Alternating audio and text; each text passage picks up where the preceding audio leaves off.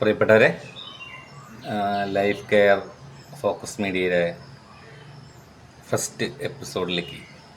First വീഡിയോയിലേക്ക് ഏവർക്കും സ്വാഗതം. നമ്മളിവിടെ ഫാമിലി റിലേഷൻഷിപ്പിനെ കുറിച്ചും പ്യുവർ ലവിനെ കുറിച്ചും സ്നേഹത്തെക്കുറിച്ചും നമ്മളുടെ പരസ്പര വിശ്വാസത്തെക്കുറിച്ചും നമ്മുടെ കൈൻഡ്നെസ്സിനെ കുറിച്ചും അതിലൂടെ നമ്മൾ നേടിയെടുക്കാൻ പോകുന്ന സമ്പത്തിനെക്കുറിച്ചും ആരോഗ്യത്തിനെക്കുറിച്ചും ആനന്ദത്തിനെക്കുറിച്ചും ഒക്കെ ഡിസ്കസ് ചെയ്യുന്ന ചാനലാണ്. ഒരുപാട് അനുഭവങ്ങൾ ഹ്യൂമൻ സർവീസ് സൊസൈറ്റി തുടങ്ങി ഞങ്ങൾ ആരംഭിച്ച എൻ്റെ പ്രിയപ്പെട്ട സാറിൻ്റെ ഒപ്പം ഞങ്ങൾ ആരംഭിച്ച ഹ്യൂമൻ സർവീസ് സൊസൈറ്റിയിലൂടെ ഒരുപാട് പേർക്ക് ആശ്വാസവും ലഭിക്കാൻ സാധിച്ചു. അതിൽ നമുക്ക് തികച്ചും ഈശ്വരനോട് അതിന് നന്ദിയുണ്ട്.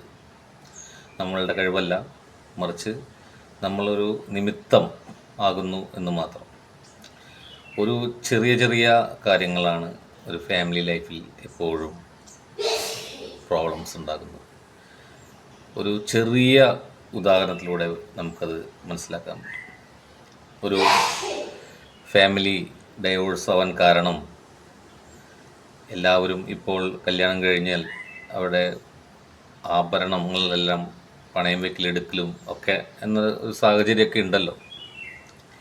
ആ സാഹചര്യത്തിൽ അവരമ്മ മോളോട് പറഞ്ഞു, നിൻ്റെ ഗോൾഡൊന്നും ഒരു കാരണവശാലും എടുത്ത് ഉപയോഗിക്കാൻ കൊടുക്കരുത് കേട്ടോ, അത് അമ്മയുടെ അടുത്താണെന്ന് പറയണം, അമ്മ എടുത്തതാണ് എന്ന് പറയണം, കൊടുക്കേണ്ട കാര്യമില്ല എന്ന് പറഞ്ഞു. പക്ഷേ കുട്ടിക്ക് അത്രയ്ക്കും അമ്മ ആ ക്രൂക്കഡ് മൈൻഡ് ഉണ്ടായിരുന്നില്ല. കുട്ടി പറഞ്ഞു, ആദ്യത്തെ ദിവസം തന്നെ ഞാൻ എൻ്റെ സ്വർണ്ണമൊന്നും നിങ്ങൾക്ക് തരാൻ പോകുന്നില്ല, കാരണം ഫസ്റ്റ് നൈറ്റാണ്. കാരണം പറയുന്നത് അവരുടെ അറിവില്ലായ്മയാണ്. എന്ത് പറഞ്ഞാലാണ് നമുക്കവിടെ ഹാപ്പിനെസ് ഉണ്ടാവുക? കുട്ടി ആദ്യം പറഞ്ഞ വേർഡാണ്. അവിടെ നിന്ന് തുടങ്ങി ലൈഫിലെ പ്രശ്നങ്ങൾ. അവസാനം ഡൈവോഴ്സിലെത്തി കഴിഞ്ഞിരുന്ന സമയത്ത് അവർ ഡൈവോഴ്സ് ആകാനായിട്ട് തീരുമാനിക്കുന്ന ആ കൗൺസിലിംഗ് ഒക്കെ കഴിഞ്ഞതിന് ശേഷം നമ്മൾ അവിടെ ഒരു അപേക്ഷ വെച്ച് അതിനൊരു ചാൻസ് ഒരു 3 മാസം കൂടി ഞങ്ങൾക്ക് തരാൻ സാധിക്കുമോ എന്ന് ചോദിക്കുമ്പോൾ ജഡ്ജ് അനുവദിക്കുമ്പോൾ നമ്മൾ ആ ഫാമിലിയിൽ ചെല്ലുമ്പോൾ അവർ ഡൈവോഴ്സ് കിട്ടി വേറെ പുതിയ ബന്ധങ്ങൾക്ക് തുടക്കമിടാൻ പോകുന്ന അവസ്ഥയിലാണ് നമ്മൾ അവരുടെ വീട്ടിലേക്ക് കയറി ചെല്ലുന്നത്. നമ്മളെ കുപ്പിയെടുത്ത്, കല്ലെടുത്ത്, ചൂലെടുത്ത് ഓടിക്കും ഞങ്ങളെ.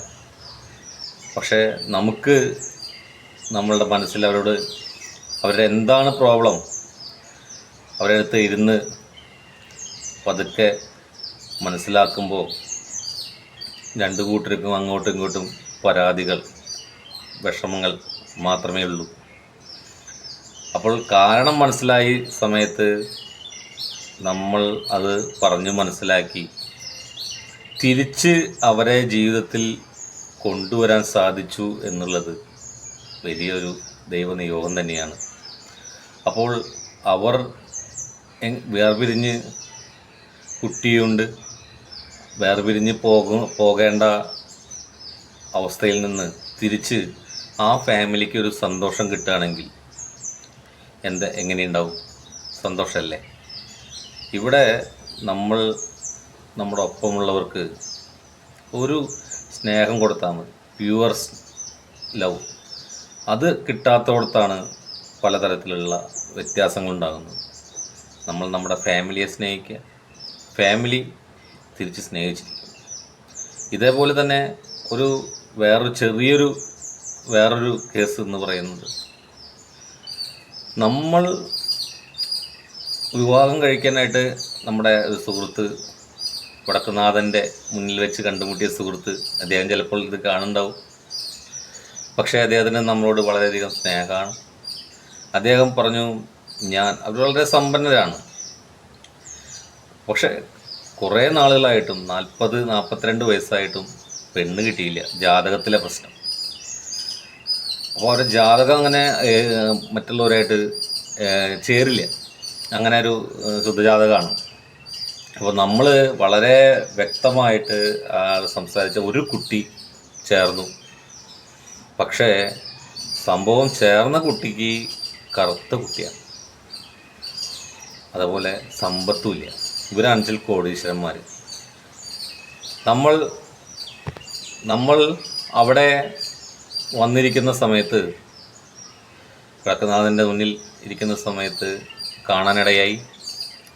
ആ കാണാനിടയായപ്പോൾ അദ്ദേഹം പറഞ്ഞു അവർക്ക് ഭയങ്കര ഇഷ്ടമാണ്. പോയി നമ്മൾ കണ്ടു, അവർക്ക് ഭയങ്കര ഇഷ്ടമാണ് എല്ലാം. അപ്പോൾ ആ ഇഷ്ടം ഒക്കെയാണ്. പക്ഷേ കുട്ടി നിറം കറുത്താണ്. എല്ലാവരും പറഞ്ഞു ഇദ്ദേഹം വെളുത്ത ഒരു നിറം, ഇദ്ദേഹം കറുത്ത നിറം, ഇങ്ങനെയൊക്കെയാണ് ഓരോ ചിന്തകൾ പോകുന്നത്. അപ്പോൾ ആ സമയത്ത് ഞാൻ ആൾ സംസാരിക്കാൻ ഇടയായപ്പോൾ ആൾ പറഞ്ഞു കുട്ടി വിളിച്ചിട്ടുണ്ടായിരുന്നു.